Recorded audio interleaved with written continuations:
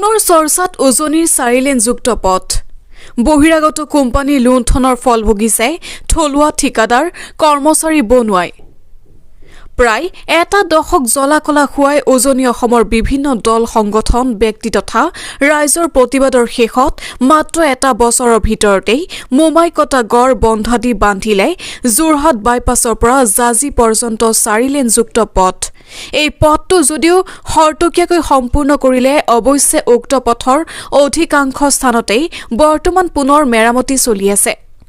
ইপিনে পথ নিৰ্মাণত নিয়োজিত থলুৱা খিলঞ্জীয়া ঠিকাদাৰ কৰ্মচাৰী তথা বনুৱা সকলকো তেওঁলোকৰ প্ৰাপ্য ধনৰ পৰা বঞ্চিত কৰিছে বুলি অভিযোগ উঠিছে পথ নিৰ্মাণত নিয়োজিত বহিৰাগত কোম্পানী শতগুৰু ইঞ্জিনিয়াৰিঙৰ বিপক্ষে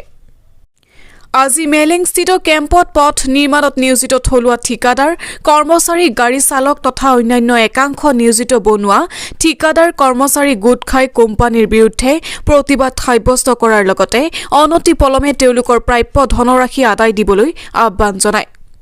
উল্লেখযোগ্য যে বিগত 8টা মাহে এই সমগ্ৰ বিষয়ত ইতিমধ্যে এই সকল ভুক্তভোগীয়ে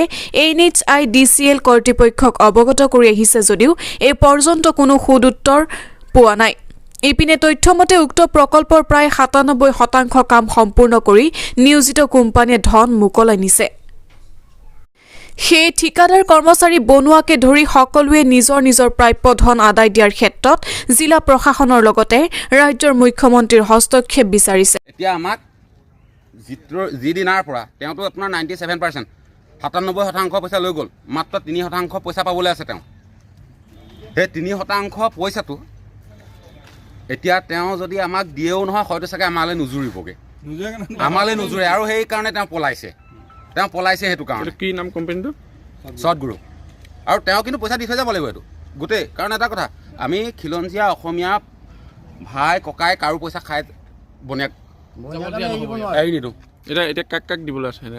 এতিয়া আপোনাৰ আমাৰ এমপ্লয়ীক দিবলৈ আছে ঠিকাদাৰক দিবলৈ আছে গাড়ী দিবলৈ আছে সকলোৰে পইচা দিব আছে আপোনালোকে যোগাযোগ কৰিলে কি কয় লেবাৰৰ পইচা দিব আছে ফোনে ৰিচিভ নকৰে এনেকুৱা কৰিব নাপায় এইটো খুৰাকি দিয়া নাই মানুহে আপোনাৰ মেগী খাইছে এতিয়া কি ব্যৱস্থা গ্ৰহণ কৰিব আপোনালোকে এতিয়া ব্যৱস্থা আমি কি গ্ৰহণ কৰিম আমি এতিয়া থানাত হেৰি এটা দিম যে ইয়াৰ পৰা কোনো বস্তু তেওঁলোকে উঠাই নিব নোৱাৰিব আৰু যেতিয়ালৈকে তেওঁ সম্পূৰ্ণ পইচা নিদিয়ে সকলোৰে পইচা দিব লাগিব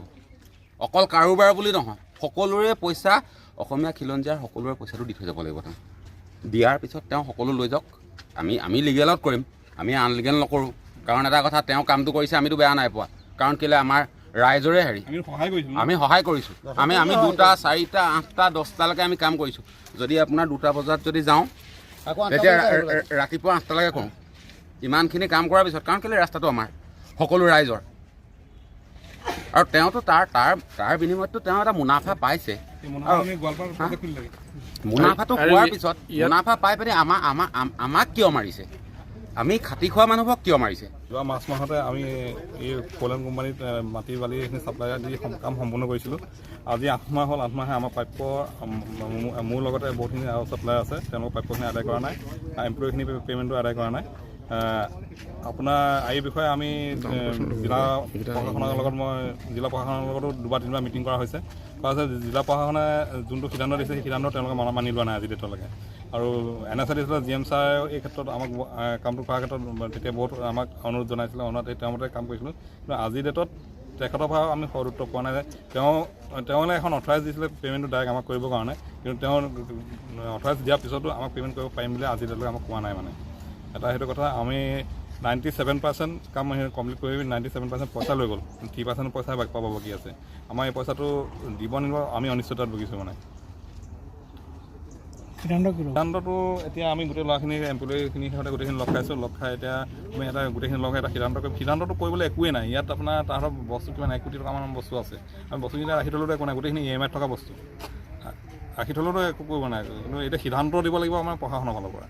প্ৰশাসনে আমাক এইটো কাৰণ কামটো উলিয়াবৰ ক্ষেত্ৰত আমাৰ মাৰ্চৰ ভিতৰত কাম সম্পূৰ্ণ কৰিব লাগে বুলি আমাক বহুত প্ৰেছাৰাইজ কৰিছিলে সেইটো মতে আমি দিনে এটা কাম